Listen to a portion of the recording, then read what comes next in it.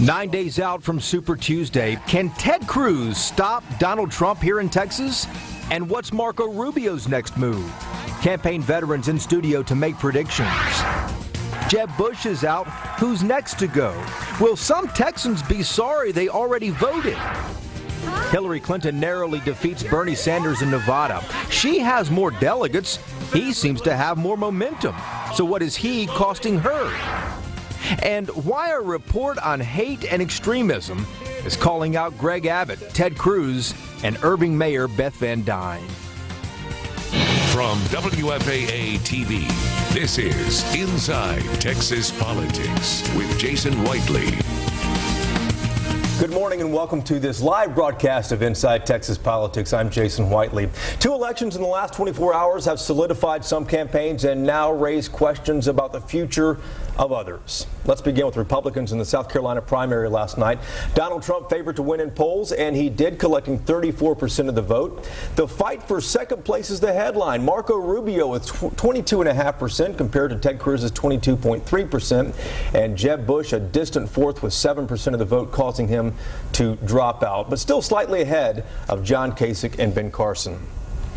Now to Democrats. They caucused in Nevada yesterday. Polls predicted Hillary Clinton would win, and they were right, but it was a narrow finish for her again.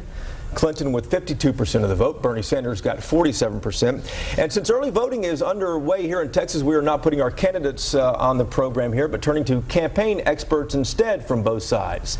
Debbie Georgatos is a Republican strategist, Matt Engel, a Democratic consultant, and with us as always is Bud Kennedy of the Star-Telegram. Thanks for getting up early on a Sunday morning for us.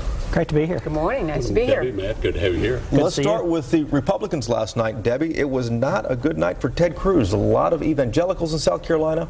What happened? You know, I would say with Ted Cruz, first of all, he was within 1,000 votes, or fewer than 1,000 votes that Rubio beat him out. So it really wasn't such a terrible night for Ted Cruz, as people, I think, are saying.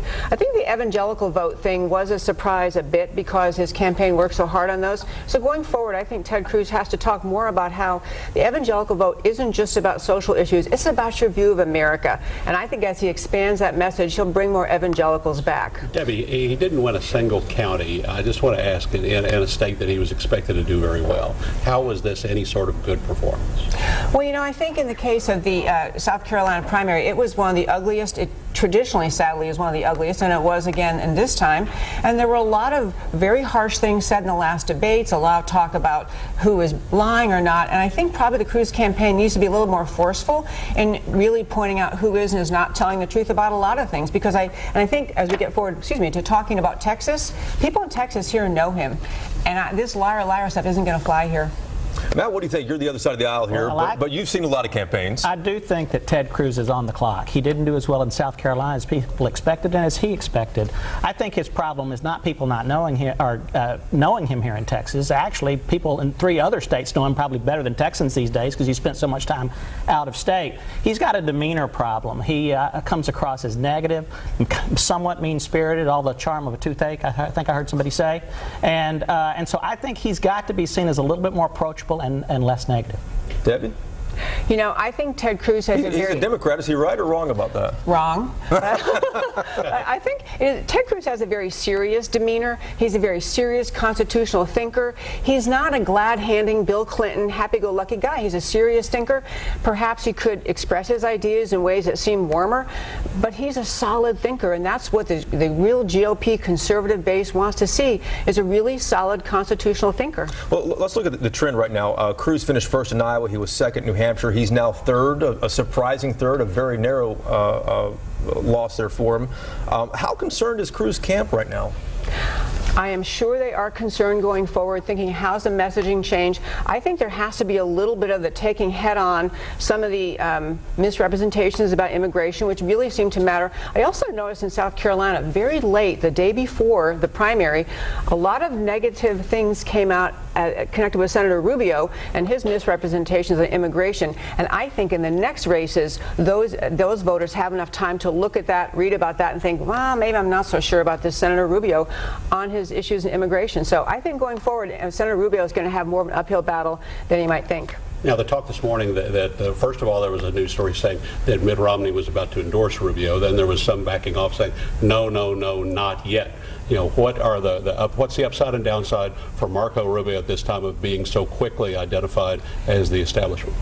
That is exactly what the challenge is, and now that Jeb Bush is out, it does help Rubio. But I will say this, immigration to me is the top issue for Republican primary voters this time, and the more people examine Senator Rubio's conduct during the Gang of Eight, not just what he proposed, but whether he honestly presented that repeatedly in the media, because I think the facts are coming out. In fact, in South Carolina, the ICE officers talking about how misleading Senator Rubio was. Okay. I think that's going to hurt him going forward. Yeah, this is all attacks on Rubio, and you're just talking good things about Cruz and bad things about Rubio. I mean, what about the elephant in the primary here? I mean, we need to talk about Donald Trump. I mean, Matt, why don't you look at it from the outside and say, why is Donald Trump running away with this primary? Well, clearly Donald Trump is capturing the sense of anger and frustration in the Republican Party. He is less offensive, I think, in personality and in demeanor than Ted Cruz.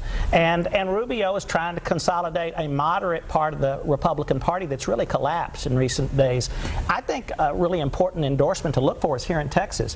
Why hasn't Greg Abbott endorsed Ted Cruz? Greg Abbott's laying behind the log here, and does he know something? Does he see some weakness in Ted Cruz's campaign here in Texas? Matt, let's talk Democrats for a second here, too. Bernie Sanders is 25 points behind Hillary Clinton in Nevada last month. He finished that caucus there within 5 or 6 points. What kind of damage is he doing to her campaign long term? That was a solid win for Hillary in Nevada, and I think wouldn't call that close? It's a solid win. Let me tell you, I've been in a lot of races. When you win by 5 points, you're very happy. But I will tell you, though, that I've known Bernie Sanders for 20 years. I was at the Democratic caucus when he was there, and he was really good at pointing at problems, but he wasn't very good at solving them. And I think that's what's starting to come out. Hillary Clinton is by far the most qualified person in this race of either party, setting gender aside, setting race aside, and I think that that's what Democrats, especially when you have a diverse Democratic primary vote, I think they're starting to recognize that, and we're starting to see it.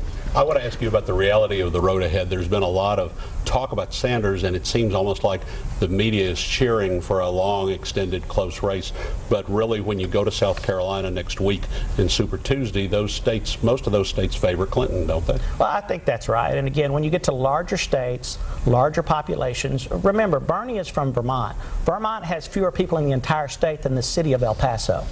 And so it is important that to know that Hillary has shown toughness and strength in elections across the board in big states, in big venues, and I think you're going to start to see that as these additional primaries play out. What do you see on that side, Debbie?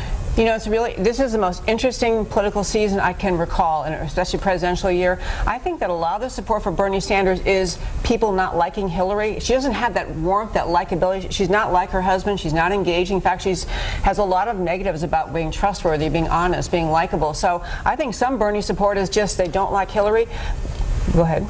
There's a lap over between Bernie and Rand Paul. Are any of those Bernie voters going to come back to an anti-establishment Republican?